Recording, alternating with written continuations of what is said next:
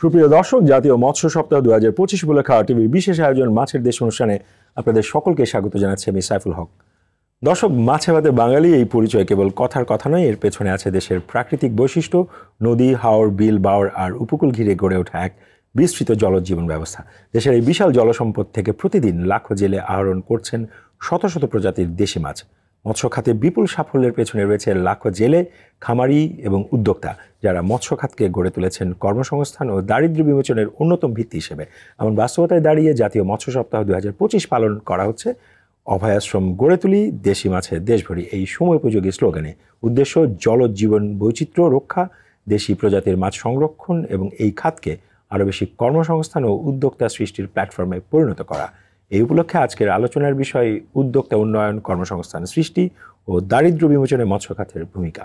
আর বিষয়ে আলোচনার জন্য আজ আমাদের সঙ্গে স্টুডিওতে রয়েছেন মৎস্য ও প্রাণী সম্পদ মন্ত্রণালয়ের সদ্য সাবেক সচিব মোহাম্মদ তোফাজ্জল হোসেন, রয়েছেন মৎস্য অধিদপ্তরের মহাপরিচালক ডক্টর মোহাম্মদ আব্দুর রৌফ, এবং আমাদের সঙ্গে রয়েছেন রাজশাহী বিশ্ববিদ্যালয়ের ফিশারিজ অনুষদের dean professor doctor Mohammad Mostafizur Rahman মণ্ডল।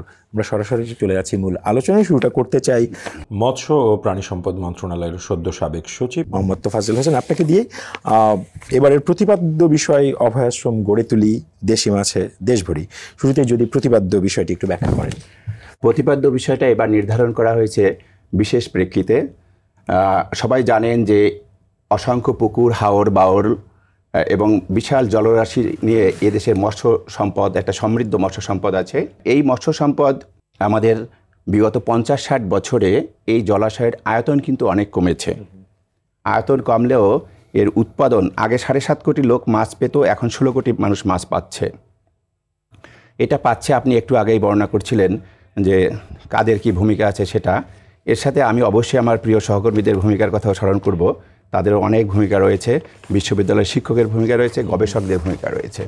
এরপরেও আমরা দেখেছি সেটা হলো যে প্রাকৃতিক পরিবেশের অনেক পরিবর্তন হয়েছে এবং মাছ ধরার যে যন্ত্রপাতিগুলো, যে জাল এবং পদ্ধতি, এগুলো এতটা বিপজ্জনক হয়েছে যে ছোট ছোট মাছও ধরা পড়ে যাচ্ছে। এর ফলে আমাদের যে জলাশয়ে আবার যে মাছের জন্ম হবে, মাছ বৃদ্ধি পাবে, সেটা সুযোগ পাচ্ছিল না। যে অভ্যন্তরীণ মুক্ত জলাশয়, হাওর, বাওর, নদী, এইসব জায়গায় আমরা যদি অভয়াশ্রম তৈরি করতে পারি, মানে মাছের জন্য নিরাপদ জায়গা তৈরি করতে পারি, যেখানে মা মাছ বাচ্চা দেবে এবং ছোট মাছ বড় হবে, এটা যদি একেবারে স্থায়ীভাবে আমরা তৈরি করে দিতে পারি, তাহলে বর্ষার সিজনে যখন পানি আসবে তখন এটা ছড়িয়ে পড়বে সব জায়গায়। এই কারণে আমরা এবছর এই প্রতিপাদ্যটা নির্ধারণ করেছি। এবং একই সাথে আমরা বাংলাদেশের সকল হাওর বাওরকে ঘিরে 2টা প্রকল্প এবং বাংলাদেশের 8টা বিভাগকে ভাগ করে এই 10টা প্রকল্প আমরা এই অভয়াশ্রমের ক্ষেত্রে নেওয়ার পরিকল্পনা প্রণয়ন করেছি। এই অভয়াশ্রমটা একটু উদাহরণ দিয়ে আমি বুঝিয়ে বলি। ধরেন 1000 একরের একটা বাওর অথবা একটা হাওর, এর মধ্যে আমরা কিন্তু শুধুমাত্র 4 থেকে 5টা জায়গায় এই অভয়াশ্রমটা তৈরি করব। সেটা হতে পারে একটার আয়তন হয়তো 5 একর, আর একটার 2 একর, আর একটা 3 একর। আমরা এই জায়গাটা নেব যে জায়গাটায় মাছ পছন্দ করে থাকতে এবং যেখানে সাধারণত তারা ব্রিডিং করে, এবং ওই জায়গাটা একটু পানির পরিমাণ বেশি থাকবে, একটু গভীর হবে। যদি গভীর না হয় তাহলে আমরা খনন করে তারপরে ওই জায়গাটাকে গভীর করে দিয়ে এরপরে আমরা চারপাশে বাঁশ দিয়ে ঘিরে দিয়ে এই জায়গাটা একেবারে স্থায়ীভাবে যাতে কেউ ঢুকে মাছ ধরতে না পারে, এই জন্য এটা আটকে দেব।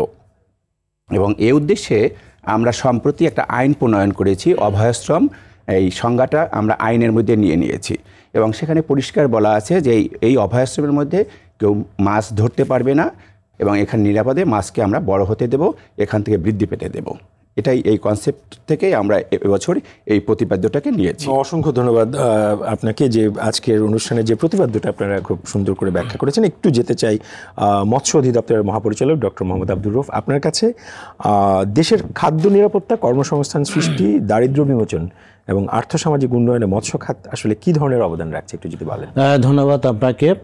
আসলে দেশের খাদ্য নিরাপত্তা অর্জন, বৈদেশিক মুদ্রা অর্জন, পুষ্টি চাহিদা পূরণ, দারিদ্র্য বিমোচনে মৎস্য অধিদপ্তর নিরলসভাবে কাজ করে যাচ্ছে। আপনারা জানেন যে আমাদের অভ্যন্তরীণ মুক্ত জলাশয়, বদ্ধ জলাশয় এবং সামুদ্রিক জলাশয় যে রয়েছে, সেগুলো সুষ্ঠু ব্যবস্থাপনার জন্য আমরা সময় উপযোগী কর্মপরিকল্পনা গ্রহণ এবং তা বাস্তবায়নের মাধ্যমে মৎস্য উৎপাদনে বাংলাদেশ আজ স্বয়ংসম্পূর্ণ। আমরা জানি যে বাংলাদেশের মানুষের দৈনিক মাছের চাহিদা হচ্ছে 60 গ্রাম, কিন্তু এটা আমরা বিভিন্ন কর্মকাণ্ডের ফলে সেটা বর্তমানে আমাদের 67.8 গ্রাম আমরা দিতে পেরেছি। আমাদের জনগণ সেটা গ্রহণ করছে প্রতিদিন। এই যে বিরাট সাফল্য, এই সাফল্যটা কিন্তু শুধু আজকে এই বাংলাদেশের মধ্যেই সীমাবদ্ধ নয়, এটা কিন্তু বিশ্ব পরিমণ্ডলে স্বীকৃত। বিশ্বে 11টি দেশ ইলিশ উৎপাদন করে, বাংলাদেশ তার মধ্যে প্রথম।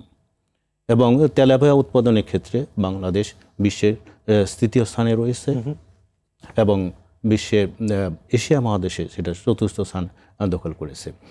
এই অবস্থার পরিপ্রেক্ষিতে বাংলাদেশের আর্থসামাজিক অবস্থার উন্নয়ন, দারিদ্র্য বিমোচনে এবং কর্মসংস্থান সৃষ্টিতেও কিন্তু মৎস্য অধিদপ্তর বলিষ্ঠভাবে ভূমিকা রেখে চলেছে। দেশের প্রায় 12% লোক, আমরা যদি হিসাব করি তাহলে প্রায় 2 কোটি লোক কিন্তু এই মৎস্য এবং মৎস্য পেশায় নিয়োজিত থেকে প্রত্যক্ষ এবং পরোক্ষভাবে তাদের জীবন জীবিকা নির্বাহ করছে। এর মধ্যে কিন্তু প্রায় 12 লক্ষ নারী এখানে রয়েছে। এছাড়াও আমাদের মৎস্য অধিদপ্তর এই বিভিন্নভাবে আমাদের বিকল্প কর্মসংস্থান সৃষ্টির জন্য আমরা এই বিভিন্ন আমাদের জেলেদেরকে, বিশেষ করে আমাদের যে মা ইলিশ জাটকা সংরক্ষণ আমাদের কার্যক্রম পরিচালিত হয় এবং সমুদ্রে 58 দিন আমাদের এই যে ব্যান পিরিয়ড বাস্তবায়িত হয়, সে সময় আমাদের জেলেদের জীবনমান উন্নয়নের জন্য আমরা কিন্তু বিজিএফ খাদ্য সহায়তা প্রদান করে থাকি। ধন্যবাদ ডক্টর মোহাম্মদ আব্দুর রউফ। আপনার কাছে আমরা আবারও আসবো।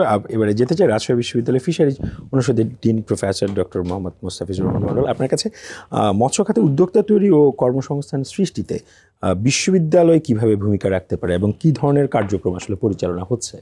ধন্যবাদ আপনাকে। সেই সাথে আমার সহ আলোচক হিসেবে উপস্থিত রয়েছেন মৎস্য অধিদপ্তরের মহাপরিচালক এবং মৎস্য প্রাণী সম্পদ মন্ত্রণালয়ের মাননীয় সচিব মহোদয়, সেই সাথে আরটিভির যারা আজকের এই অনুষ্ঠানের সঙ্গে জড়িত রয়েছেন তাদেরকে কৃতজ্ঞতা স্বীকার করছি আজকের অনুষ্ঠানের মাধ্যমে আমি কিছু বলার সুযোগ করে দেওয়ার জন্য, এবং দর্শক শ্রোতা যারা শুনছেন তাদেরকেও আমি সালাম এবং শুভেচ্ছা জানাই। আসলে ফিশারিজ এডুকেশনটা স্টার্ট হয়েছিল 1967 সালে আমাদের বাংলাদেশ কৃষি বিশ্ববিদ্যালয় ময়মনসিংহে আমাদের প্রয়াত জাতীয় অধ্যাপক প্রফেসর আমিনুল হক স্যারের হাত ধরে। উপমহাদেশের প্রথম শিক্ষা কিন্তু সেখান থেকে শুরু হয়। তো সেই জায়গা থেকে আজকে আমরা এই 25-এ দাঁড়িয়ে 18টি বিশ্ববিদ্যালয় ফিশারিজ এডুকেশন প্রোভাইড করছে। তো এডুকেশন বলতে আমরা যে জায়গাটিকে একটু টাচ করতে চাই, যে এডুকেশন বলতে আমরা যেটা বুঝি changes of knowledge, skill and attitude. তো সেই জায়গা থেকে আমরা আমাদের যারা ফিশারিজের স্টুডেন্ট রয়েছে, ফিশারিজের বিভিন্ন বিশ্ববিদ্যালয় থেকে আমরা চাচ্ছি যে তাদের যে ফিশারিজ সংক্রান্ত যে সমস্ত নলেজ সেগুলোর চেঞ্জ, তাদের স্কিলনেসের যে পরিবর্তন এবং সঙ্গে সঙ্গে অ্যাটিটিউড, যে আমরা ফিশারিজের কাজগুলো করব, আমাদের ফার্মারদের উপকারে আসবো এই জায়গা থেকে। তো ফিশারিজকে আমরা সিম্পলি যদি একটু ভাগ করে আপনার কাছে উপস্থাপন করতে চাই, যে সেটি এভাবে উপস্থাপন করতে হবে। ফিশারিজ বলতে আমরা একটি ব্রড ক্যাটাগরি হচ্ছে অ্যাকোয়াকালচার। এই অ্যাকোয়াকালচারের মধ্যে আমরা যেগুলো আমাদের স্টুডেন্টদেরকে শেখাচ্ছি যে কোন ধরনের প্রজাতি আমরা চাষ করলে ভালো ফলাফল চাষিরা পাবেন, কোন জায়গাতে চাষ করলে তারা ফলাফল পেতে পারেন, এবং সেই সাথে তাদের ফিড ম্যানেজমেন্ট কী হবে, ডিজিজ ম্যানেজমেন্ট কী হবে, এই সকল বিষয় অ্যাকোয়াকালচারের মধ্যে পড়ে। আরেকটি বড় সেক্টর হলো রিসোর্স ম্যানেজমেন্ট।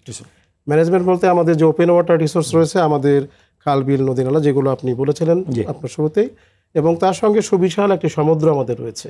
এই জায়গাগুলোকে যদি আমরা সঠিকভাবে অ্যাড্রেস করতে পারি তাহলে আমাদের আর্থিক উন্নয়নে একটা গুরুত্বপূর্ণ ভূমিকা পালন করবে। ফিশারিজ আরেকটি বড় সেক্টর, সেটি হলো আমাদের ফিশারিজ টেকনোলজি। সেই টেকনোলজির যে কাজটি আমরা শিক্ষা দিয়ে থাকি সেটি হলো মৎস্য আহরণ, মৎস্য বাজারজাতকরণ, প্রসেসিং, সেগুলো বাইরে এক্সপোর্ট, এই ওরিয়েন্টেড যত ধরনের লেখাপড়া আমরা আমাদের, যাতে করে তারা উদ্যোক্তা হতে পারে। এবং লাস্ট একটি স্টেপ সেটি হলো আমাদের ফিশারিজ ব্রিডিং অ্যান্ড জেনেটিক্স। আমরা জানি যে এগ্রিকালচার সাইডে যদি আমরা তাকাই তাহলে অনেক বড় বড় পেয়ারা দেখতে পাই, অনেক বড় বড় মিষ্টি কুমড়া দেখতে পাই, কিন্তু ফিশারিজের জায়গাতে আমাদের কিন্তু অতটা বেশি আমরা এগোতে পারিনি। তো সেই জায়গা থেকে আমাদের স্টুডেন্টদের বা গ্র্যাজুয়েটদের একটু শেখানোর চেষ্টা করছি বা তাদেরকে ওই ধরনের এডুকেশন দেওয়ার চেষ্টা করছি যাতে করে আমাদের সামনের দিনগুলোতে সুন্দর সুন্দর আমাদের মডিফাইড কিছু স্পিসিস ভ্যারাইটি আমরা পেতে পারি, যাতে করে উদ্যোক্তারা এখান থেকে লাভবান হতে পারেন।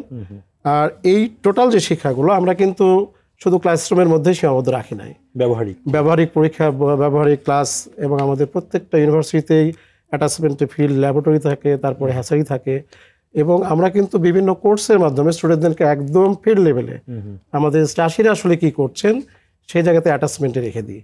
আমি সচিব মহোদয়ের সঙ্গে একটু আগে আলোচনা করছিলাম যে আমরা ইন্টার্নশিপ একটা প্রোগ্রাম চালু করেছি, যেটা একদম রিসেন্ট আমাদের স্টুডেন্টদের জন্য প্রোভাইড করছি আমরা। এর মাধ্যমে আমরা 3 মাস ব্যাপী স্টুডেন্টদেরকে সরাসরি একদম ফিল্ডের অ্যাটাচমেন্টে রাখছি, ইনপ্ল্যান্ট অ্যাটাচমেন্ট। আপনার কাছে জি একটু আমি শেষ করি, তাহলে সেই জায়গা থেকে তারা কিন্তু একদম প্র্যাকটিক্যালি যে সমস্ত নলেজ সেগুলো অ্যাকোয়ার করছে এবং তাদেরকে উদ্যোক্তা হতে এগুলো ভবিষ্যতে সহায়তা করবে। ধন্যবাদ। আমি আবারও আপনার কাছে আসবো, আবারও যেতে চাই মোহাম্মদ তোফাজ্জল হোসেন আপনার কাছে, যে মৎস্য খাতে উদ্যোক্তা তৈরি ও কর্মসংস্থান সৃষ্টিতে সরকারের পাশাপাশি আসলে বেসরকারি খাতের ভূমিকা ও সম্ভাবনা সম্পর্কে আপনার আসলে অভিমতটা যদি একটু বলেন। চমৎকার একটা কথা বলেছেন, সেটা হলো বেসরকারি খাত। আমরা সবসময় সরকারি চাকরির কথা চিন্তা করি, আসলে বেসরকারি খাত খুব গুরুত্বপূর্ণ চাকরির ক্ষেত্রে, কর্মসংস্থানের ক্ষেত্রে। বিশ্বজুড়ে সরকার প্রধানত রেগুলেটরি কাজগুলো করে থাকে, সার্ভিস ডেলিভারির কাজ খুবই কম করে। স্বাস্থ্যসেবা বা এরকম গুরুত্বপূর্ণ কিছু কিছু কাজ হয়তো সরকার করেন, আর বাকি সবগুলোই প্রাইভেট সেক্টর করে। সেই ক্ষেত্রে আমিও মনে করি যে সরকার আসলে মাছ চাষ করবে না, মাছ চাষ করাবে, মাছ চাষ করার জন্য পরিবেশ তৈরি করে দেবে, এবং বেসরকারি উদ্যোক্তা যাতে এগিয়ে আসতে পারেন তাকে সার্বিক সহযোগিতা করাটা আমাদের দায়িত্ব। তা সেক্ষেত্রে আমরা অনেকগুলো এই সেক্টর দেখতে পাচ্ছি। এই মৎস্যের মধ্যেই আবার যদি আমরা এই করি সাবসেক্টর চিন্তা করি, সেটা হলো আপনার আছে হলো আমার অভ্যন্তরীণ জলাশয়, তারপরে যে হাওর বাওর পুকুর এগুলো, এবং সমুদ্র এলাকায় আমরা বর্তমানে যে উপকূলীয় এলাকায় প্রধানত মাছ চাষ করছি, চিংড়ি চাষ করছি, অথবা কোথাও কোরাল চাষ হচ্ছে, এগুলো করা হচ্ছে। আর অভ্যন্তরীণ বিভিন্ন জলাশয়ে মাছ ধরা হচ্ছে। এখানে যারা মাছ ধরছেন তারা অনেকেই কিন্তু সরাসরি মাছ ধরছেন, আর সমুদ্র এবং উপকূলীয় এলাকায় তারা অন্যের হয়ে মাছ ধরছেন। তার মানে আমি বোঝাচ্ছি যে আর একজন বিনিয়োগ করছেন, উনি তার পক্ষে জেলে হিসাবে মাছ ধরছেন, কর্মী হিসাবে কাজ করছেন। তাহলে এখন সমুদ্রের আমাদের আসলে 1,18,000 বর্গ কিলোমিটারও বেশি জায়গা আছে, এবং এখানে বিপুল পরিমাণে সম্পদ আছে, তবে এটা নিশ্চয়ই অফুরন্ত নয়। আপনারা জানেন যে সমুদ্রের একটা নির্দিষ্ট এলাকা পর্যন্ত মৎস্য সম্পদ বেশি থাকে, কারণ লাইট পেনিট্রেশন করতে পারে মাত্র 20 মিটার আপনার পানি পর্যন্ত। এই পর্যন্ত ফাইটোপ্লাঙ্কটন হয়, এবং ফাইটোপ্লাঙ্কটন হলে জুও প্লাঙ্কটন হয়, এবং এগুলো খাওয়ার জন্য মাছ আসে, এবং এভাবেই মাছ বৃদ্ধি পায়। কিন্তু এরপরে যে জায়গাগুলো রয়ে গেছে আরও গভীর সমুদ্রে, সেখানে খাবারের পরিমাণ কমে যায়, এই ফাইটোপ্লাঙ্কটন জুও প্লাঙ্কটন কমে যায়। আর একটা হলো গভীর সমুদ্রে পানির চাপ প্রচণ্ড বেশি থাকে, সুতরাং আমরা যে প্রজাতির মাছগুলো খাই এইগুলো সাধারণত ওখানে পাওয়া যায় না, ওখানে পাওয়া যায় একটু অন্য প্রজাতির, যেরকম টুনা এবং অন্যান্য প্লাজিক ফিশ। তাই আমাদের বাংলাদেশে আমাদের আসলে ওই ধরনের আমরা এখনও ব্যবস্থা করতে পারিনি যে আমাদের এই বিশাল সমুদ্রের যে প্লাজিক ফিশ এবং টুনা ধরার জন্য। এই জন্য আমরা প্রাইভেট সেক্টরকে এগিয়ে আসার আহ্বান জানাচ্ছি, এখানে তারা ইনভেস্ট করতে পারেন, এবং এটা একটা খুব ভালো সেক্টর। যদি এটা করেন তাহলে এখানে অনেক লোকের কর্মসংস্থান হতে পারে। আর হলো মাছ প্রধানত আমরা ধরে আসলে আমরা সরাসরি মাছ রান্না করে খাচ্ছি, বিভিন্নভাবে খাচ্ছি, কিন্তু এর সাথেও ভ্যালু এডিশনের এই মাছটা থেকে আরও অনেক কিছু তৈরি করার, বিভিন্ন উপায়ে খাওয়ার, ধরেন ফিশ ফিঙ্গার, তারপরে সসেজ, এরকম বিভিন্ন কিছু বানিয়ে তারপরে এটা করা যায়। এ ধরনের যদি আমরা প্রযুক্তিগুলিকে কাজে লাগিয়ে ডাইভার্সিফিকেশন করতে পারি তাহলে অনেক লোকের প্রাইভেট সেক্টরে তাহলে অনেক লোকের কর্মসংস্থান হতে পারে। আবারও শুনতে চাই একটু মৎস্য অধিদপ্তরের মহাপরিচালক ডক্টর মোহাম্মদ আব্দুর রউফ আপনার কাছে, সেটা হচ্ছে উদ্যোক্তা উন্নয়ন ও কর্মসংস্থান সৃষ্টিতে মৎস্য খাতে কী ধরনের ঋণ সহায়তা আসলে দেওয়া হচ্ছে? ধন্যবাদ। আসলে আপনারা জানেন যে আমাদের গ্রামের বাংলাদেশের আপামর জনগোষ্ঠীর অধিকাংশ লোকই কিন্তু গ্রামে বাস করে, এমন তারা অনেকেই আছে প্রান্তিক মৎস্যচাষী, অনেকে রয়েছে আপনার ভূমিহীন, এবং অনেক ক্ষেত্রে দেখা যায় যে তারা একেবারেই প্রান্তিক পর্যায়ে চাষ করে থাকে, কিন্তু তাদের মধ্যে একটা আর্থিক অসচ্ছলতার কারণে তারা এই আধুনিক প্রযুক্তিতে মৎস্য চাষ করতে পারে না তাদের যে জলাশয়গুলোতে। এছাড়াও আরেকটা বিষয় রয়েছে যে তারা এই ঋণ যে প্রাপ্তি, প্রাতিষ্ঠানিক আমাদের যে আর্থিক প্রতিষ্ঠানগুলো রয়েছে সেখান থেকেও কিন্তু তারা সহজতে ঋণ পেতে একটু জটিলতা সৃষ্টি হয়, বিশেষ করে তাদের জামানত দেওয়ার সামর্থ্য ততটুকু থাকে না। তো এই দিকে চিন্তা ভাবনা করে তখন মৎস্য অধিদপ্তর চিন্তা ভাবনা করলো যে এদেরকে কিভাবে এই ঋণ দিয়ে, সহজ শর্তে ঋণ দিয়ে মৎস্য সেক্টর থেকে তাদেরকে কিভাবে আমাদের মৎস্য চাষে সম্পৃক্ত করতে পারি। আমাদের গ্রামে গঞ্জে ছোটো ছোটো পুকুর রয়েছে, এমনকি গৃহস্থালী যে পুরুষ পুকুরগুলো রয়েছে, ডুবা রয়েছে, সেগুলোকে কিন্তু আসলে মাছ চাষের একটা সম্ভাবনা আমাদের রয়েছে। সাথে সাথে যদি আমরা তাদেরকে এই সমস্ত জায়গায় সম্পৃক্ত করতে পারি, আমাদের যেমন মাছের উৎপাদন বাড়বে, সাথে সাথে তাদের অর্থনৈতিক উন্নয়ন ঘটবে, এটা একটা সুযোগ কিন্তু রয়েছে। সেদিকে চিন্তা ভাবনা করে মৎস্য অধিদপ্তর সরকারের নিজস্ব অর্থায়নে আমাদের মৎস্য খাতে ক্ষুদ্র ঋণ কর্মসূচি যেটা গ্রহণ করা হয়েছে। এটা সাধারণত এই দিয়ে আমরা এখানে গ্রুপ ভিত্তিক ঋণ প্রদান করে থাকি এবং কোনো কোনো ব্যক্তি পর্যায়ে এটা পাওয়ার শর্তটা কি, মানে অবশ্যই এটা শর্ত রয়েছে যে আসলে প্রথম শর্ত হচ্ছে তার একটা নির্দিষ্ট পুকুর থাকবে, অথবা উনি যদি একটা বিকল্প কর্মসংস্থান সৃষ্টির জন্য যেমন জাল তৈরি এগুলোর জন্য যদি সে আগ্রহী হয়, এমনকি মাছের খাদ্য তৈরি, এই ধরনের যদি একটা তার একটা পেশা বা কোনো একটা কাজে সে আত্মনিয়োগ করতে চায়, তাহলে এটা আইডেন্টিফাই করতে হবে প্রথমে যে আমি এই জায়গায় এই কাজটা করতে চাই। আমরা প্রথমত সাধারণত যাদের পুকুর যেখানে আছে তাদেরকে আমরা প্রিফার করি বেশি, এতে করে মাছ চাষ বেশি হবে। সে জায়গাতে আমরা তার যদি নিজস্ব পুকুর হয় তাহলে তার দলিলটা আমাদের উপজেলা মৎস্য জমা দিতে হবে, ওটা হ্যাঁ থাকবে। এমনকি তখন আমাদের তার যদি নিজস্ব পুকুর না থাকে তাহলে লিজ নিয়েও কিন্তু এটা সুযোগ আমাদের রয়েছে। তাহলে সেই লিজ নেওয়ার পর এই ডকুমেন্ট যখন আমাদের উপজেলা মৎস্য কর্মকর্তার কাছে দাখিল করবে, তখন উপজেলা মৎস্য কর্মকর্তা সেটা ফিজিক্যালি সেই জায়গাটা পরিদর্শন করবেন। পরিদর্শন করার পরে যখন আমাদের উপজেলা মৎস্য অফিসার যখন দেখবেন তথ্যপত্র সব সঠিক আছে, তখন উপজেলা মৎস্য ঋণ দেওয়ার একটা কমিটি রয়েছে হেডেড বাই উপজেলা নির্বাহী অফিসার। তো সেখানে থেকে আমরা এই ঋণটা পাশ করি এবং অত্যন্ত সহজ শর্তে, মানে এখানে কিন্তু সুদ নেই, এখানে শুধু 5% একটা সার্ভিস চার্জ আদায় করা হয়। এমন ইন্টারেস্টিং এককালীন 5% আমাদের আদায় করা হয়। ইন্টারেস্টিং বিষয় হচ্ছে যে এই 5%-এর মধ্যে অনলি 2% আমরা কি করি, তাদের প্রশিক্ষণ, তারপরে কোনো ক্ষেত্রে ঋণ আদায়ের ক্ষেত্রে যদি কোনো জটিলতা সৃষ্টি হয়, সার্টিফিকেট মামলা করতে হয়, সেটা পরিচালনা করার ব্যয়ভার। আবার 3% কিন্তু আমাদের মূল ধন যে আছে, মূল ওখানে কিন্তু আবার জমা হয়, যুক্ত হয়ে যায়। আরেকটা সহজ শর্ত হচ্ছে 4 বছরের জন্য কিন্তু আমরা ঋণটা দিয়ে থাকি। এর মধ্যে প্রথম বছর হলো একটা গ্রেস পিরিয়ড, ওখানে কিন্তু হবে পরিশোধের কোনো নাই, এবং থার্ড ইয়ার থেকে বা 3 বছরে প্রতি 6 মাস পর পর আমরা কিস্তি 2 কিস্তিতে এটা করে 6 কিস্তিতে মোটামুটি আমরা ঋণটা আদায় করে থাকি। এটি হলো সিস্টেম। জনাব মোহাম্মদ তোফাজ্জল হোসেন, আপনার কাছে মৎস্য খাতে কর্মসংস্থান সৃষ্টি ও উদ্যোক্তা উন্নয়নে আসলে কি ধরনের চ্যালেঞ্জ রয়েছে বলে আপনি মনে করেন? চ্যালেঞ্জের কথাগুলো যদি আমরা বলি, তার আগেই আমাদের যে বিষয়টা আসে সেটা হলো যে একটু আগেই ডিজি সাহেব বলছিলেন যে এই সেক্টরে প্রায় 2 কোটি লোক কাজ করে। আসলে সরাসরি এবং ডাইরেক্ট এবং ইনডাইরেক্ট বিভিন্নভাবে 2 কোটির মতো লোক কাজ করে। এবং এই যে লোক কাজ করে এরা সবাই আসলে মানে সার্বক্ষণিকভাবে মাছ ধরার কাজে নেই। তো এই যে সার্বক্ষণিকভাবে মাছ ধরার কাজে নেই, এর অনেকগুলো আছে, বিষয় আছে। সেটা হলো যে এই অনেকগুলো চ্যালেঞ্জ আমাদের সামনে আছে। যদি আমরা চ্যালেঞ্জগুলো ওভারকাম করতে পারি তাহলে হয়তো তাদেরকে আরও বেশি আমরা এই কাজে এনগেজ করতে পারবো। প্রধানত আমাদের দেশের যে জলাশয়গুলো নিয়ে যে সমস্যা, সেটা হলো যে ভূমির পরিমাণ কম থাকার কারণে নতুন করে জলাশয় তৈরি করা, পুকুর বা অন্যান্য জলাশয় তৈরি করা কঠিন হচ্ছে। যা আছে সেখানেই চাষবাস করতে হচ্ছে।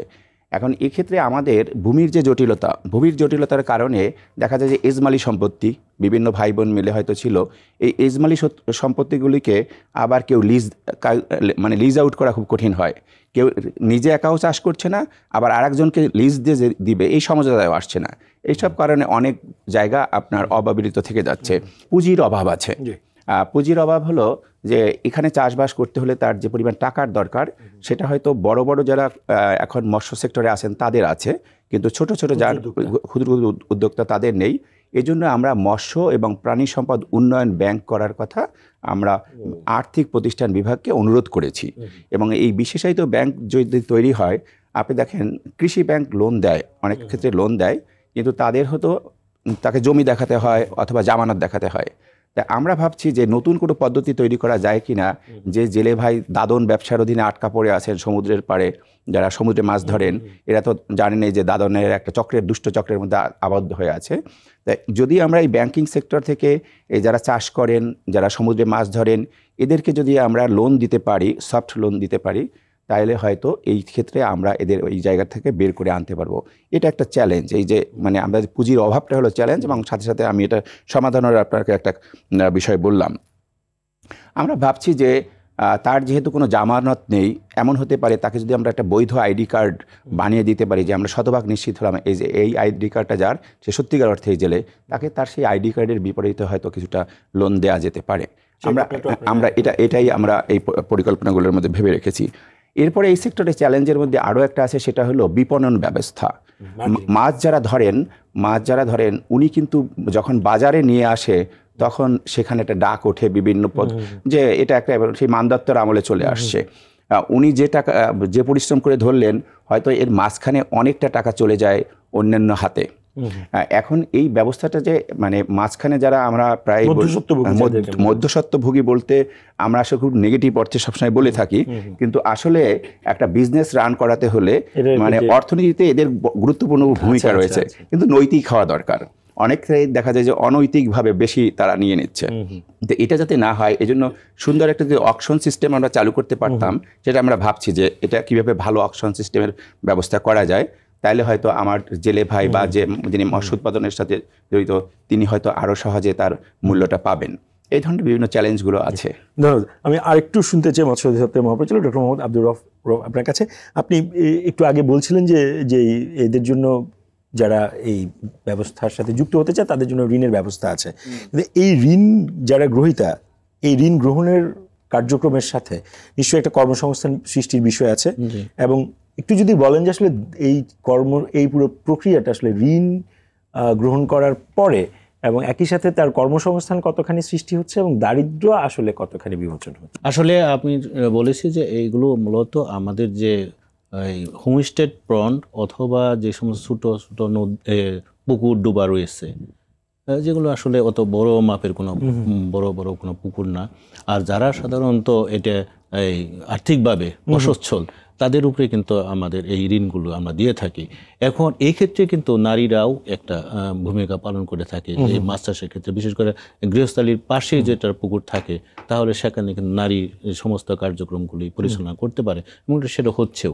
দেখা যাচ্ছে যে এই যে নারী একটা, যিনি এক সময় আমরা মনে করতাম যে হয়তো বা নারী কর্মসংস্থান নেই, হয়তো সে বিভিন্ন কাজ করে থাকে, সেক্ষেত্রে মাছ চাষের ক্ষেত্রে নারীর যে সম্পৃক্ততা, এতে করে একটা সংসারের তার কিন্তু আয়ের একটা ব্যক্তি হিসেবে কাজ করে।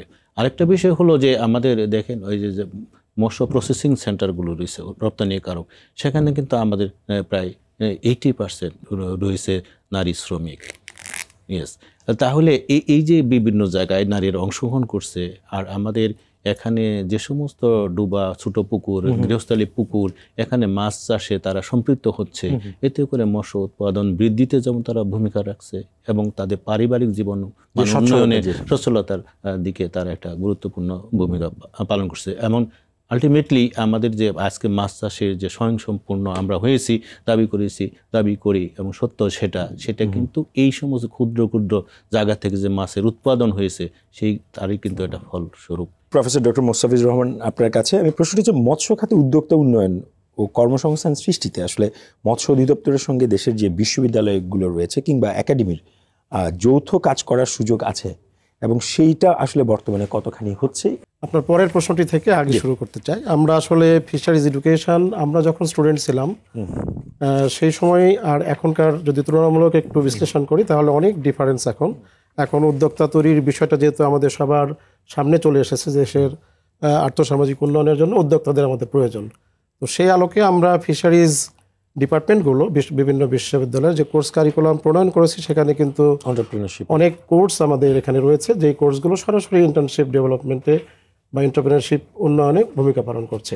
আমি যদি একটু ছোট করে আপনাকে বলতে চাই যে আমরা অ্যাডভান্সেস অফ অ্যাকোয়াকালচার টেকনোলজি যেগুলো আমরা সামনে নিয়ে আসতে চাই, যেমন আমাদের কার্প ফ্যাটেনিংয়ের কথা আমরা বলেছি, সেই ফ্যাটেনিং সম্পর্কে আমি যদি একটু বলতে চাই যে ফ্যাটেনিংটা আসলে কি।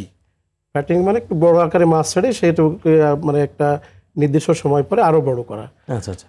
তো এই ধরনের টেকনোলজি আমরা আমাদের কোর্সগুলোতে অ্যাডপ্ট করেছি। তার সঙ্গে রয়েছে বায়োফ্লক অ্যাকোয়াকালচার, যেগুলো এর সঙ্গে আছে আপনার আমাদের না, যে সচিব মহোদয় একটা বিষয় বলছিলেন যে আপনার বিপণনের জায়গাটা, মার্কেটিং এর জায়গা, যেটা Marketing, ইন্ডাস্ট্রি, সেটা কি আপনাদের কারিকুলামে? হ্যাঁ সেটিও রয়েছে, সেটিও আছে। আমরা আমাদের যে মার্কেটিং চ্যানেল ডেভেলপমেন্ট বা কিভাবে প্রোডাক্টগুলো আমাদের ফার্মাররা উৎপাদনের পরে একদম সর্বোচ্চ কনজিউমার লেভেল পর্যন্ত নিয়ে যাবে। তো আমি ফ্যাটেনিং এর যেটি উদাহরণ দিলাম, সেখানে কিন্তু রাজশাহীতে নতুন একটি টেকনোলজি অ্যাডপশন হয়েছে, লাইভ ফিশ ট্রান্সপোর্টেশন। এটি যদিও ফার্মাররাই প্রথম শুরু করেছেন, কিন্তু আমরা কিন্তু আমাদের কোর্স কারিকুলার মাধ্যমে এটা একটু ভ্যালিডেট করার চেষ্টা করেছি যে কিভাবে আরো সুন্দরভাবে এই টেকনোলজিটাকে এক্সপেনশন করা যায়। তো এখানে আমি আরো দু একটি বিষয় বলতে চাই। গুড অ্যাকোয়াকালচার প্র্যাকটিস, যেটি আমাদের সামনে একটি বড় কনসার্ন, কারণ অ্যাকোয়াকালচার করলাম কিন্তু যদি ফুড সেফটির ইস্যু এখানে আমরা অ্যাড্রেস না করি, তাহলে কিন্তু এই প্রোডাক্টগুলো আমরা বাইরে সেল করতে পারবো না, বা আমরা দেশের মধ্যে ভালো প্রোডাকশন বা বিক্রি এটা করতে পারবো না। তো সেই জায়গা থেকে গুড অ্যাকোয়াকালচার প্র্যাকটিসটা কিভাবে করা হবে, এই জায়গাগুলোকে আমরা অ্যাড্রেস আর করেছি। যেই প্রশ্নটি রেখেছিলাম যে মৎস্য অধিদপ্তরের সাথে যে ইউনিভার্সিটিগুলোর বা একাডেমিগুলোর একসাথে কাজ করার স্কোপটা যদি বা কোলাবোরেশনটা যদি একটু বলেন কেমন আছে? কোলাবোরেশনটা আমি বলছি, আমি আগেরটা একটু শেষ করতে চাই। জি, যে ওইখানে আমরা যে ফার্মার্স বা এন্টারপ্রেনারদের কিভাবে ইনভলভ করি, আসলে আমাদের স্টুডেন্টদেরকে তো শিক্ষা দিচ্ছি, পাশাপাশি যারা ফিল্ড লেভেলের এন্টারপ্রেনার আছে তাদেরকে কিভাবে সংযোগ স্থাপন করছি আমরা। তো সেই জায়গায় আমরা যেটা করছি, আমরা বিভিন্ন সেমিনার, ওয়ার্কশপ বা আমাদের বিভিন্ন টক শো, সেখানে তাদেরকে কিন্তু আমরা ইনভলভ করছি। তাদেরকে ওখানে ডেকে তাদেরকে এই টেকনোলজিগুলো তাদেরকে উপস্থাপন করা হচ্ছে। পাশাপাশি আমরা বিভিন্ন ধরনের পাবলিকেশনগুলো করি, সেগুলো তাদেরকে প্রোভাইড করা হয়। তো এতে করে হয় কি, আমরা মোটামুটি যে রিসার্চগুলো করেছি ফিল্ড লেভেলে, টোটালটা অনেক সময় তাদেরকে নিয়েও করা হয়, এবং তাদেরকে নিয়ে করা না হলেও তাদেরকে ওয়ার্কশপের মাধ্যমে আমরা সংযোগ স্থাপন করি। আর পরে যে প্রশ্নটি আপনি করেছেন যে ডিপার্টমেন্ট অফ ফিশারিজের সঙ্গে আমাদের বিশ্ববিদ্যালয়গুলোর কি লিঙ্কেজ বা কোলাবোরেশন আছে কিনা, তো এটি একটা আমি ধন্যবাদ দিতে চাই। আমাদের মহাপরিচালক মহোদয় রয়েছেন, সচিব মহোদয় রয়েছেন, যে আমরা বিশ্ববিদ্যালয়গুলো কিন্তু বেশ বড় একটা ফান্ডের আলোকে কাজ করছি এই কোলাবোরেটিভ ওয়ার্ক নিয়ে। যেমন রাজশাহী বিশ্ববিদ্যালয়ের কথাই যদি আমি বলি, আমরা কিন্তু দুটো প্রজেক্টে কাজ করেছি। একটি প্রজেক্ট হলো ফিশের বিভিন্ন ভ্যালু অ্যাডেড প্রোডাক্ট তৈরি করা, সেই প্রজেক্টের কাজটা শেষ হয়েছে আমাদের। এখান থেকে আমরা আমাদের 3টি সাইট ছিল, আমাদের কুয়াকাটাতে একটা সাইট, এটা চট্টগ্রামে ছিল, আর কক্সবাজারে। তো সেখানে স্মল স্কেল এন্টারপ্রেনারশিপ আমরা ডেভেলপ করেছি। সেখানে fish ball, fish cracker, fish sausage, এগুলো তাদেরকে তৈরি করা আমরা শিখিয়েছি বিভিন্ন প্রশিক্ষণের মাধ্যমে। এখন সেগুলো মোটামুটি তারা লঞ্চ করছে বাজারে, এটা একটা বড় সুখবর। আর আরেকটি প্রজেক্ট রানিং, যেটাতে আমি ইনভলভ নিজেই আছি। যে আমি একটু আগে বলেছি যে আমাদের সুবিশাল সমুদ্র আছে, এই সমুদ্রের ব্লু ইকোনমিকে যদি অ্যাড্রেস করতে চাই, তাহলে সমুদ্রের সকল যে এক্সপ্লয়টেশন, আমাদের ফিশের বাইরেও শেলফিশ যেগুলো আমরা ওয়েস্টার, মাজেল এগুলো আছে, এগুলোকে কিন্তু আমাদের ক্যাপচারে আনতে হবে।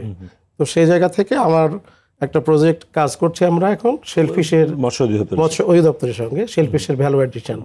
তো সেখান থেকে আমরা শেলফিশ সমুদ্র থেকে কালেকশন করে কক্সবাজার আমাদের স্টাডি সাইট, ওইখানে আমরা 10 জন প্রসেসর, স্মল স্কেল প্রসেসর ঠিক করেছি, এবং যারা স্ট্রিট ভেন্ডর আছে তাদেরকে প্রশিক্ষণ দেওয়ার মাধ্যমে আমরা এই বিভিন্ন ধরনের ফিশ বল, ফিশ ক্র্যাকার্স, এই টাইপের প্রোডাক্ট তৈরি করে তাদেরকে আমরা মোটামুটি এন্টারপ্রেনার্স ডেভেলপমেন্টের কাজটা আমরা করছি। আপনাকে অসংখ্য ধন্যবাদ। আমরা আবারও আপনার কাছে যেতে চাই জনাব মোহাম্মদ তোফাজ্জল হোসেন, আপনার কাছে। আপনি একটু আগে মৎস্য সেক্টরে কর্মসংস্থান সৃষ্টি এবং উদ্যোক্তা উন্নয়নের কিছু চ্যালেঞ্জের কথা বলছিলেন।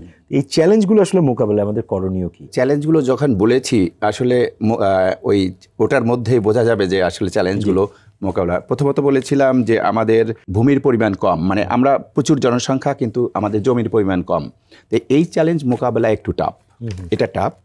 তবে যেগুলো আছে, যে আমাদের পুকুর জলাশয় আছে, এগুলিতে আরও নিবিড় চাষাবাদ করতে হবে, এভাবে এই চ্যালেঞ্জটা মোকাবেলা করা যেতে পারে। আর যেগুলো ল্যান্ড লিটিগেশনের যেগুলো আছে, যে কারণে চাষাবাদ করা যায় না, সেটার জন্য একটা মৎস্য আইনে একটা প্রভিশন রাখা আছে। যদি কোনো পুকুর বা জলাশয় কেউ যদি চাষাবাদ না করেন, তাহলে মৎস্য অফিসার উপজেলা নির্বাহী অফিসারের কাছে অভিযোগ করতে পারেন যে অমুক এই পুকুরটা চাষ করছে না বা তারা করছে না। তখন উপজেলা নির্বাহী অফিসার তাদেরকে নোটিশ করবে। নোটিশ করলে যদি কেউ এসে এটা দাবি করে যে অমুক অমুক মালিক, তারা যদি সেটেল করতে পারে, তাহলে তাদের এটা চাষাবাদ করতে বলবে, অথবা সেটা কাউকে দিয়ে দিবে, মানে চাষবাস করার জন্য কাউকে ইজারা দিয়ে দিতে পারবে। আর যদি তারা কোনো সমঝোতায় আসতে না পারেন, সেই ক্ষেত্রে উনি যে কাউকে ইজারা দিয়ে দিতে পারবেন এবং এই ইজারার টাকাটা এক জায়গায় উনি একটা ব্যাংক অ্যাকাউন্টে সংরক্ষিত রাখবেন। পরবর্তীতে তাদের মধ্যে মালিকানা সেটেল হলে তখন এটা ভাগ করে দেবেন। মানে সরকার যাতে এই প্রোডাকশন থেকে, এই মাছের উৎপাদন থেকে বঞ্চিত না হয়, এই জন্য এই আইনটা এভাবে করা হয়েছে। এটা একটা সমাধানের পথ বললাম। আরও বলেছিলাম যে আরও অনেকগুলো চ্যালেঞ্জ বলেছিলাম, তার মধ্যে কিন্তু পরিবেশের চ্যালেঞ্জগুলো তখন উল্লেখ করা হয়নি। ক্লাইমেট চেঞ্জের কারণে কিন্তু অনেকগুলো চ্যালেঞ্জ তৈরি হয়েছে। তাই এগুলো মিটিগেশনের জন্য আমাদের বিভিন্ন প্রকল্প আছে। এই প্রকল্পের মাধ্যমে, মৎস্য অধিদপ্তরের মাধ্যমে আমরা এগুলোকে অ্যাড্রেস করার চেষ্টা করেছি। এবং বর্তমানে আমাদের sustainable coastal and marine fisheries প্রকল্প নামে একটা প্রকল্প আছে। এটা বিশ্বব্যাংকের টাকায় পরিচালিত প্রকল্প। এই প্রকল্পের মাধ্যমে বেশ কিছু কাজ আছে যেটা দিয়ে আমরা এইগুলো চ্যালেঞ্জ মোকাবেলা করছি। আর আপনাকে আর্থিক যে দীনতার কথা বললাম আমাদের যারা উদ্যোক্তা তাদের জন্য, সেটার ক্ষেত্রে বললাম যে আমাদের একটা হলো ক্ষুদ্র ঋণ দেওয়ার জন্য আমাদের ডিজি সাহেব যে বিষয়টা বললেন, এর পাশাপাশি আর ব্যাংকিংয়ের সেক্টরের কথা আমি বলছিলাম। বর্তমানে কৃষি ব্যাংকও ঋণ দেয়, কিন্তু আরও যাতে আমরা কোনো জামানত ছাড়া অন্য কোনো উপায়ে ঋণ দেওয়ার কোনো টেকনিক বের করতে পারি কিনা। কিন্তু নিশ্চয়ই এই জামানত মানে আমরা যেভাবেই ঋণ দেই না কেন, এই ঋণ আমাদের আদায় করতে হবে। ব্যাংক যাতে আবার পুরোপুরি একেবারে দেউলিয়া হয়ে না যায়। সুতরাং সেই বিষয়গুলো, প্রসেসগুলো, এই টেকনিকগুলো আমরা বের করে একটা সুসংগঠিতভাবে এইগুলো অ্যাড্রেস করতে চাচ্ছি। ডক্টর মোহাম্মদ আব্দুর রউফ, আবার একটু শুনতে চাই আপনার কাছে, এই মৎস্য খাতের উদ্যোক্তা উন্নয়ন এবং কর্মসংস্থান সৃষ্টি ও দারিদ্র্য বিমোচনে মৎস্য অধিদপ্তর আসলে কী ধরনের কার্যক্রমগুলো নিচ্ছে, খুব স্পেসিফিক যদি বলেন। ধন্যবাদ আবারও আপনাকে। আসলে মৎস্য অধিদপ্তর উদ্যোক্তা সৃষ্টিতে, তৈরিতে বিভিন্ন প্রকল্পের মাধ্যমে কার্যক্রম পরিচালনা করে যাচ্ছে। স্যার যেটা বলছিলেন যে sustainable coastal and marine fisheries project, এই প্রজেক্টের মাধ্যমে কিন্তু উদ্যোক্তা তৈরির জন্য আমরা ক্যাশ ট্রান্সফার এবং কন্ডিশনাল মেসিং গ্র্যান্ট এগুলো তাদেরকে প্রদান করা হচ্ছে। এমনকি সেই মেসিং গ্র্যান্টের মাধ্যমে আমরা সমুদ্র উপকূলীয় বা উপকূলীয় এলাকা যে মৎস্য চাষ সম্প্রসারণের জন্য এই উদ্যোক্তাদের মাধ্যমেই আমরা সেইগুলো কাজগুলো সম্পাদিত করে যাচ্ছি। এখানে রয়েছে যে এছাড়াও আছে আমাদের আরেকটা প্রকল্প, দেশীয় প্রজাতির মৎস্য এবং শামুক উন্নয়ন প্রকল্প রয়েছে। সেখানে 52টি উপজেলা রয়েছে। সেই 52টি উপজেলাতে কিন্তু ঝিনুকে মুক্তা চাষ একটা কর্মসূচি আমাদের রয়েছে। সেই কর্মসূচির মাধ্যমে উদ্যোক্তা সৃষ্টির জন্য ইতিমধ্যে প্রায় 4000 সুফলভোগীকে আমরা প্রশিক্ষণ প্রদান করেছি এবং 160টি এই মুক্তা চাষ প্রদর্শনী খামার কিন্তু আমরা পরিচালনা করে যাচ্ছি। এছাড়াও আরেকটা প্রকল্প আমাদের রয়েছে, community based climate resilient fisheries and ecoculture development in Bangladesh. এই প্রকল্পের মাধ্যমেও কিন্তু আমরা 20 জন উদ্যোক্তাকে ঝিনুকে মুক্তা চাষ বিষয়ে প্রশিক্ষণ প্রদান করেছি এবং তাদের যে বিজনেস প্ল্যান তৈরিতে কিন্তু আমরা হেল্প করছি। এছাড়াও আমাদের রয়েছে যে এই sustainable coastal and marine fisheries প্রজেক্টের মাধ্যমে আমরা 450টি গ্রামে প্রায় 43,000 এই যে আমাদের পরিবার রয়েছে, সেখানেও কিন্তু আমরা এই সহযোগিতা করে থাকি, বিশেষ করে নারী উদ্যোক্তা সৃষ্টির জন্য। সেটা একটু যদি এই কার্যক্রমটা যদি বলেন যে নারী উদ্যোক্তা মানে কিভাবে উপকূলীয় এলাকার মধ্যে আমরা সাধারণত এই প্রকল্পটা বাস্তবায়ন, সেখানে বিভিন্ন ধরনের ফিশ রিলেটেড মৎস্য সম্পর্কিত বিভিন্ন কার্যক্রম অ্যাক্টিভিটি, যেমন জাল বুনন, পোনা ধরা অনেক ক্ষেত্রে রয়েছে। অনেকে যে মাছ শুটকি তৈরি করা, অনেক ধরনের এখানে ভ্যালু এডিশন, যেমন ready to cook, ready to it, even এখানে দেখা যাচ্ছে আমাদের সিউইড কালচার, এই সমস্ত বিভিন্ন ট্রেডে, এমনকি অনেক সময় দেখা যাচ্ছে যে ওই গরু বাছুর, ছাগল, হাঁস মুরগি পালন, এই সমস্ত বিভিন্ন ট্রেডে কিন্তু তাদেরকে প্রশিক্ষণ দেওয়া হয় এবং সেই সমস্ত তাদেরকে আত্মনিয়োগ করা হয়। এছাড়াও আমাদের ইলিশ সম্পদ উন্নয়ন ব্যবস্থাপনা প্রকল্প রয়েছে। সেই প্রকল্পের মাধ্যমে কিন্তু আমরা উদ্যোক্তা উন্নয়নের জন্য কাজ করে যাচ্ছি। আবারও ফিরবো নিশ্চয়ই আপনার কাছে। আবারও একটু শুনতে চাই প্রফেসর মোস্তাফিজুর রহমান আপনার কাছে, এই কর্মসংস্থান সৃষ্টি ও দারিদ্র্য বিমোচনে মৎস্য খাতে আরও কী ধরনের উদ্যোগ গ্রহণ করা যেতে পারে বলে আপনার মনে হয়? ধন্যবাদ আপনাকে, আরেকবার ধন্যবাদ জানিয়ে আমি শুরু করছি। কারণ আমরা যে আলোচনাগুলো করলাম, আমরা যদি ফাইন্ড আউট করতে না পারি যে কারা আমাদের উদ্যোক্তা হবে, এই ফাইন্ড আউট করার জন্য কিন্তু আমাদের কর্মকর্তা দরকার। তো আজকে সচিব মহোদয় আছেন, ডিজি মহোদয় আছেন, আমার একটা স্পেসিফিক একটা সাজেশন যে আমাদের যে এই প্রতি বছর প্রায় 1,500 গ্র্যাজুয়েট বের হচ্ছে, তাদের কিন্তু কর্মসংস্থান ওইভাবে হচ্ছে না। এগ্রিকালচার সেক্টরে যেমন উপজেলা লেভেলের যতগুলো অফিসার আছে বা ইউনিয়ন পর্যায়ে, তো আমাদের ফিশারিজ সেক্টরটাকে ওই কনসিডারেশনে এনে একদম ইউনিয়ন পর্যায়ে আমাদের ফিশারিজ কর্মকর্তা নিয়োগ দেওয়া যায় কিনা, বা আমি চাই যে এটা দিতে হবে, কারণ দিলেই আমরা ওই কর্মকর্তা কিন্তু সার্চ আউট করতে পারবে যে কারা কারা আমাদের এখন এখন এই গ্র্যাজুয়েটরাই তো নিশ্চয়ই এই গ্র্যাজুয়েটরাই তারা কিন্তু কর্মকর্তা হলেও উদ্যোক্তা সার্চ করতে পারবে।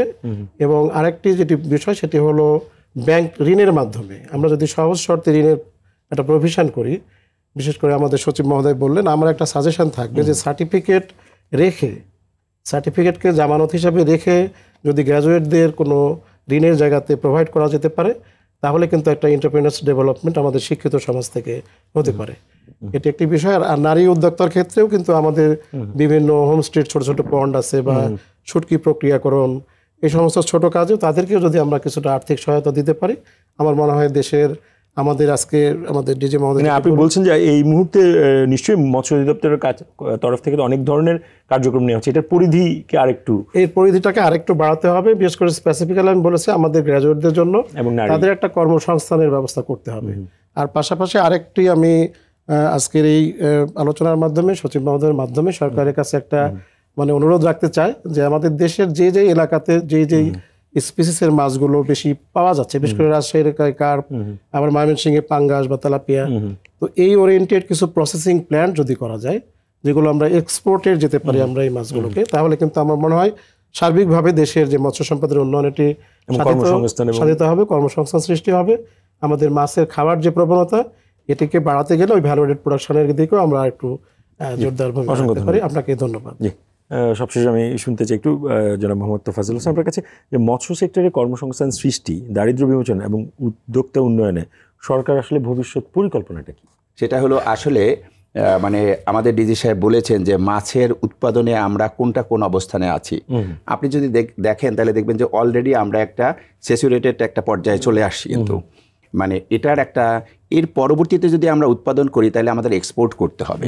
এক্সপোর্ট করতে হলে আমাদের প্রসেসিং প্ল্যান্ট তৈরি করতে হবে, এটা লজিস্টিক একটা ব্যাপার আছে, এবং হ্যাঁ এই লজিস্টিক্স এই সব কিছু তৈরি করতে হবে। তো সেই হিসাবে আমি অনুরোধ জানাবো যে প্রাইভেট সেক্টর যাতে এগিয়ে আসে, কারণ আমি এই মন্ত্রণালয়ে কাজ করার আমার অভিজ্ঞতা থেকে দেখেছি যে বড় বড় প্রকল্প যদি এই সেক্টরে নেওয়া হয়, সেই প্রকল্প আসলে মৎস্য এবং প্রাণী সম্পদ সেক্টরে খুব বেশি সাফল্য আনে না। তার চেয়ে ছোট ছোট যদি আমরা অনেকগুলো প্রকল্প নেই, সেক্টর ওয়াইজ নেই, জাত ভিত্তিক নেই, অঞ্চল ভিত্তিক নেই, তাহলে সেগুলোতে আমি সাফল্য অনেক বেশি দেখেছি। যেরকম উত্তরবঙ্গের কথা উনি বলছিলেন, ওই এলাকায়ও কিন্তু আমরা আলাদা প্রকল্প নিচ্ছি, কারণ ওই এলাকায় আপনার পানির গ্রাউন্ড লেভেল একটা নির্দিষ্ট সময়ে খরার সিজনে নেমে যায়। আমাদের একটা প্রকল্প অলরেডি ডিজি সাহেব প্রণয়ন করছেন যাতে এই পুকুরগুলিতে পানি ধারণ ক্ষমতা বাড়ানো যায়, এগুলো একটা প্রকল্প কাজ করছে। এটা যদি সম্ভব হয় তাহলে এই সেক্টরে আরও কিছু মানুষ কাজ করতে পারবে। আর এর আগেই আমি আপনাকে বলেছিলাম যে মেরিন সেক্টরে একটা বড় সেক্টর রয়ে গেছে যেখানে আমরা টুনা এবং প্লাজিক ফিশ গভীর শীতে ধরছি, গভীর সমুদ্রে ধরছি না। এইসব অঞ্চলগুলিও যদি আমরা আমাদের যে উদ্যোক্তা আছে তাদেরকে যদি আমরা এখানে নিতে পারি, আসলে অনেকগুলো জাহাজের পারমিশন দেয়া হয়েছে, কিন্তু এখানে যে সমস্যাটা সেটা হলো যে অন্যান্য দেশের সাথে আমাদের দেশের সমুদ্র এলাকার একটু পার্থক্য আছে। যেরকম আপনি শ্রীলঙ্কা বা এরকম মালদ্বীপ, এর হয়তো উপকূল থেকে 10 কিলোমিটার ভিতরে গেলেই আপনি 1000 মিটার গভীরতা পাচ্ছেন, কিন্তু আমার বাংলাদেশে আপনি উপকূল থেকে কমপক্ষে 70 কিলোমিটার ভিতরে যাওয়ার পরে আপনি 200 মিটার গভীরতা পাচ্ছেন। এখন টুনা ফিশ এর আরও দূর দিয়ে সে মাইগ্রেট করে দৌড়াদৌড়ি করে আর কি। এখন এটা ধরতে হলে আপনাকে ইজেটের কাছাকাছি যেতে হবে। ইজেট হলো 200 নটিক্যাল মাইল, যেটা আসে 360 থেকে 70 কিলোমিটারের কাছাকাছি। এবং যদি আপনি একটা বন্দর থেকে জাহাজ রওনা করার হিসেব করেন তাহলে সে কমপক্ষে 400 কিলোমিটার দূরে গিয়ে মাছ ধরতে হয়, এবং সে তারপরে ইন্টারন্যাশনাল ওয়াটারেও মাছ ধরতে পারে, কারণ আমরা টুনা কমিশনের ইন্ডিয়ান টুনা কমিশনের সদস্য এবং আমরা প্রতি বছর সেখানে চাঁদা দেই। তো এখন এখানে মাছ ধরে সে এই যে 400 কিলোমিটার দূরে বসে মাছ, এই যে ফিরে আসবে, যাবে আর আসবে, এতেই 4-5 দিন ব্যয় হয়ে যায় এবং প্রচুর তেল খরচ হয়। এই জন্য আমরা ভাবছি যদি 4-5টা জাহাজ কেউ কেনার করে আসেন, একটা এরকম গ্রুপ প্ল্যান করে আসেন, তাহলে আমরা তাকে হয়তো পারমিশন দিতে পারি। পারমিশন দিলে ওনার এর মধ্যে একটা মাদার ভেসেল থাকবে যেটার মধ্যে উনি প্রসেসিং প্ল্যান্ট বসিয়ে রাখবেন, এবং এগুলো মাছ ধরবে সাধারণত 20 থেকে 25 দিন 30 দিন একসাথে মাছ ধরে। আর তাকে সাপোর্ট দেওয়ার জন্য আর একটা ভ্যাসেল, ছোটো ভ্যাসেল হয়তো আসা যাওয়া করতে পারে, যে খাবার টাবার অন্যান্য সব কিছু তেল সাপ্লাই দিবে। তাহলে আমরা যদি একটা ব্যবস্থা করতে পারি, এখন মৎস্য আইনে এটা এখন অবশ্য পারমিট করা নেই যে সেখান থেকেই এই প্রসেসিং প্ল্যান্ট থেকেই, কারণ টুনার কিন্তু বাহিরে প্রচুর চাহিদা আছে। হ্যাঁ, আমরা ভাবছি মানে অলরেডি আমরা প্রাইভেট সেক্টরকে বলছি যে যদি এগিয়ে আসেন, কেউ ব্যক্তিগতভাবে আসতে পারে, এমনকি বিদেশি গ্রুপ করেও আসতে পারে, তাহলে আমরা এটাকে এগিয়ে নিতে চাই। আমরা একেবারে অনুষ্ঠানের শেষ পর্যায়ে এই জাতীয় মৎস্য সপ্তাহ 2025 উপলক্ষে দেশের জনগণের কাছে আপনার প্রত্যাশার কথা যদি আপনি, বিশেষ করে আমি যদি আমার প্রত্যাশাগুলোকে ভাগ ভাগ করে বলি, তাহলে আমি প্রথমেই বলবো যারা মাছ চাষ করছেন সেই খামারি ভাইদের কাছে অনুরোধ যে এদেশের মানুষের জন্য আপনারা নিরাপদ আমিষের সরবরাহ করবেন। মাছ যাতে নিরাপদ হয়, এই খাবারটা যাতে নিরাপদ হয়, সেইভাবে মাছের খাবারটা আপনারা খাওয়াবেন। এরপরে আমি যদি বলি যিনি জাল তৈরি করছেন সেই ভাইয়ের কাছে আমার অনুরোধ যে আপনি অবৈধ জাল, কারেন্ট জাল, তারপরে চায়না দুয়ারি জাল, এগুলো বিক্রি করবেন না। এরপরে আসি জেলে ভাইয়ের কাছে, তার কাছে অনুরোধ থাকবে যে আপনি মাছ যখন ধরা নিষেধ তখন ধরবেন না, পোনা মাছ ধরবেন না এবং অবৈধভাবে মাছ ধরবেন না। যখন আমরা মাছ ধরে নিষেধ রাখি তখন আপনারা সেটা ধরবেন না। এরপরে হাওর বাওর এলাকায় যারা ইজারা নেন সেই ভাইয়ের কাছে আমার অনুরোধ যে পানি সেচে আপনি হাওর বাওর থেকে সবগুলো মাছ পোনা সহ ধরে ফেলবেন না, একটু রেখে যাবেন। পরের বছর তো আপনি হয়তো ইজারা পাচ্ছেন বা আর এক ভাই পাচ্ছে, তারও তো আবার মাছের দরকার হবে এবং দেশের উৎপাদন এটার উপর নির্ভর করবে। আর আপনার মিডিয়ার কাছে প্রত্যাশা আছে, সেটা হলো যে আপনারা আমাদের এই কথাগুলো যদি বেশি বেশি প্রচার করতে পারেন, তাহলে অবৈধ মাছ শিকারটা বন্ধ হবে এবং তাইলে আমার মাছের যে মানে এটাকে স্টক আবার রিকভারির একটা যে সুযোগ থাকে পরের বছরগুলোতে, সেই ধরনের মানে একবারে সব না খেয়ে পর্যায়ক্রমে খাবে আর কি, এটা আর একটা। আর জনগণের কাছে আমার অনুরোধ, যিনি একেবারে কোনোভাবে মৎস্য সেক্টরের সাথে সংশ্লিষ্ট না, শুধু বাজার থেকে মাছ কিনেন, সেই সব ভাইয়ের কাছে, ভাই বোনের কাছে অনুরোধ, কেউ ছোট মাছ কিনবেন না, পোনা মাছ কিনবেন না, ঝাটকা কিনবেন না। আপনাদের সকলকে অসংখ্য ধন্যবাদ। দর্শক, জাতীয় মৎস্য সপ্তাহ 2025 উপলক্ষে RTVর বিশেষ আয়োজন মাছের দেশ অনুষ্ঠানটি আজ এ পর্যন্ত। সবাই ভালো থাকুন, সুস্থ থাকুন, সঙ্গে থাকার জন্য ধন্যবাদ।